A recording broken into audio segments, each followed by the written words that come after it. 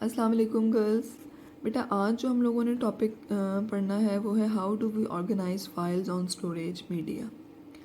आपने फाइल्स देखा कि फाइल्स के अंदर कैसे रिलेटेड रिकॉर्ड्स जब इकट्ठे होते हैं तो वो एक फ़ाइल बन जाती है।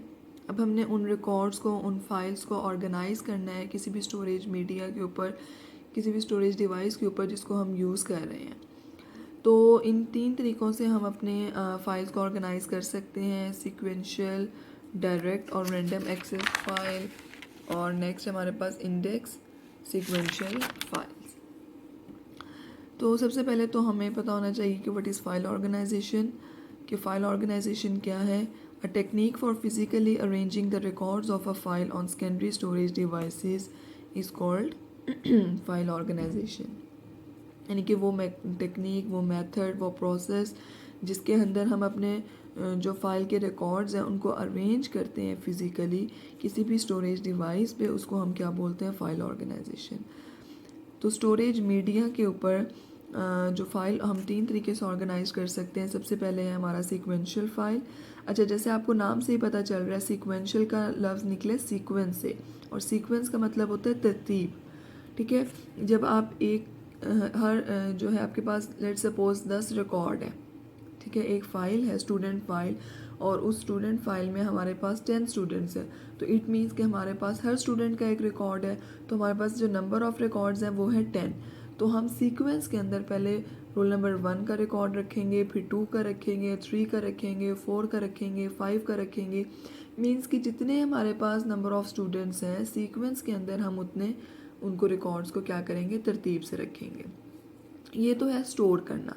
अच्छा, जब इनको हम लोगों ने एक्सेस करना होगा रिकॉर्ड्स को, लेट सपोज अगर मैंने जो है वो स्टूडेंट 5 है, ठीक है, जो उसका रिकॉर्ड रोल नंबर जो 5 है उसका रिकॉर्ड एक्सेस करना है, तो अब ऐसे नहीं होगा कि मैं डायरेक्ट रोल नंबर 5 का रिकॉर्ड एक्सेस कर लूँ। नहीं, पहले मुझे उसी सीक्वेंस में सारे रिकॉर्ड्स को एक्सेस करना पड़ेगा। पहले रोल नंबर 1, फिर 2, फिर 3 और फिर 4 और फिर 5 तक मैं पहुंचूंगी।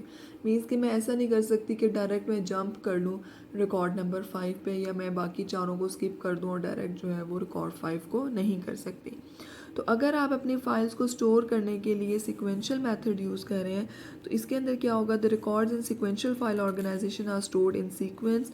अ sequence means the records are stored one after the other, यानी एक के बाद दूसरा रिकॉर्ड आप रखते हैं।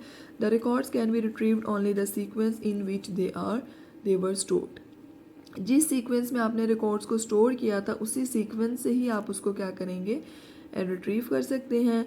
The primary storage media for sequential file is magnetic tape. बहुत सारी स्टोरेज मीडिया हैं, हार्ड डिस्क है, हमारे पास जो है वो टेप डिस्क है। तो सिक्वेंशियल अगर हमने तरीके से अपनी फाइल्स को ऑर्गेनाइज करना है तो उसके लिए जो स्टोरेज मीडिया हम यूज़ करते हैं वो है मैग्नेटिक टेप।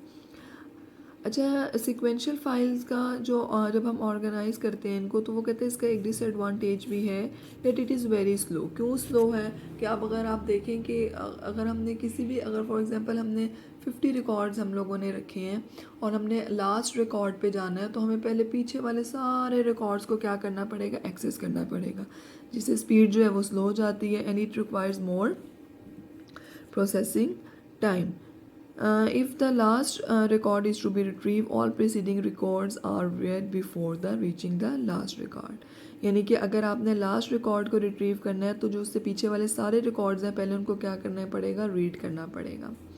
अच्छा, सेकेंड हमारे पास है डायरेक्ट और random files. The record in direct file organisation are not stored in a particular sequence. A key value of a record is used to determine the location to store the record. अच्छा, direct और random में क्या होगा, जैसे लफ्ज़ direct है कि अगर आपने जो है इसके लिए आपको सीक्वेंस को फॉलो करने की ज़रूरत नहीं है, आप डायरेक्ट किसी फ़ाइल को एक्सेस कर सकते हैं। लेकिन डायरेक्ट अगर किसी भी फाइल को एक्सेस करना होगा तो उसके लिए फिर हमें की वैल्यू चाहिए होगी, ठीक है, यानी कोई ऐसी वैल्यू हो जिसको हम जैसे ही सर्च बार में टाइप करें तो फ़ौरन उसका रिकॉर्ड जो है वो ओपन हो जाए। Each record is access directly without going through the preceding records. तो जो है वो हर रिकॉर्ड को आप एक्सेस कर सकते हैं डायरेक्टली किसी भी प्रीसीडिंग रिकॉर्ड्स को रीड किए बगैर। नेक्स्ट वो आगे बता रहे हैं the file organisation is suitable for storing data on disk. जब हम हार्ड डिस्क के ऊपर डाटा को स्टोर करते हैं तो फिर हम अपना डाटा स्टोर करते हैं रैंडम एक्सेस के through. Direct file organisation is much faster than sequential file organisation for finding a specific record. Faster क्यों है? क्योंकि इसके लिए अगर आपने 50 रिकॉर्ड्स आप स्टोर कर रहे हैं और आपने 50 रिकॉर्ड पे जाना है, तो आपको पहले वाले पीछे वाले सारे 49 रिकॉर्ड्स को चेक करने की, उनको रीड करने की ज़रूरत नहीं है। आप डायरेक्ट 50 रिकॉर्ड पे जा सकते हैं। तो इससे हमारा टाइम जो है वो क्या हो जाएगा, सेव हो जाएगा, और स्पीड भी क्या होगी, फास्ट होगी। अ प्रॉब्लम डेट में occur in this type of file is synonym. ठीक है, वो कहता है एक प्रॉब्लम इसके इस तरह की फ़ाइल ऑर्गेनाइजेशन में आपको फेस करना पड़ सकता है, सिनोनियम। सिनोनियम का मतलब होता है कि अगर हमारे पास जो है वो दो फाइल्स हैं और उनके नेम सेम हो गया है, या कोई एक रिकॉर्ड है उसका नेम, दो रिकॉर्ड्स हैं उनका दोनों का रिकॉर्ड सेम हो गया, अगर नेम, क्योंकि हमने सर्च तो नेम से करना है ना, जो की वैल्यू जिससे हमने उस रिकॉर्ड को जिसको एक्सेस करना है उसको सर्च करना है, एक्सेस करना है, तो वो उसकी की वैल्यू से करना है। तो हो सकता है कि दो रिकॉर्ड्स का नेम सेम आप रख दें या उनमें कोई भी सिनोनियम आ जाए। तो ये प्रॉब्लम वो कह रहा है, if it is occur if the same address is calculated to store for 2 or more records. तो ये इसके अंदर थोड़ा सा प्रॉब्लम का इशू आ सकते हैं। नेक्स्ट हमारे पास लास्ट जो है वो है index sequential files. Index sequential files क्या होंगी? जैसे आपको पता चल रहा है, इसके अंदर एक इंडेक्स फाइल हमें मेंटेन करनी पड़ती है हर रिकॉर्ड की। ठीक है, उससे क्या होगा कि हम इंडेक्स वैल्यू के थ्रू अपनी फ़ाइल को एक्सेस कर सकते हैं। The index file organisation records are stored in ascending और डिसेंडिंग ऑर्डर। असेंडिंग ऑर्डर क्या होता है? छोटे से बड़ा, जैसे 1 2 3 4 5 6 7 8 9 10, ये असेंडिंग ऑर्डर है। और डिसेंडिंग क्या होगा? Big to small, 10 9 8 7 6 5। तो ये कौन सा डिसेंडिंग ऑर्डर है? तो अगर आप इंडेक्स सीक्वेंशियल फाइल्स के थ्रू अपना जो डाटा है उसको आप क्या कर रहे हैं, स्टोर कर रहे हैं, तो उसमें आपको स्टोर करना पड़ेगा डाटा को इन असेंडिंग और डिसेंडिंग ऑर्डर में। और फिर इसके अंदर जो ऑर्डर है जो फाइल्स का आपने रखा है वो किसके ऊपर बेस्ड करेगा? की वैल्यू जो आपने उसको दी है, उस की वैल्यू के ऊपर आप अपना डाटा को असेंडिंग और डिसेंडिंग करेंगे। Additionally index file organisation maintains an index file in the file. अच्छा, यानी कि दो काम करता है इंडेक्स फाइल सीक्वेंशियल फाइल में। एक तो आपने जो की वैल्यू की बेस पे आपने अपनी इंडेक्स जो वैल्यूज़ हैं उनको असेंडिंग और डिसेंडिंग ऑर्डर में अरेंज करना है। दूसरा बेटा क्या काम करना है कि आपका एक इंडेक्स फाइल आपने अपने उसके अंदर डेटाबेस के अंदर मेंटेन करनी है।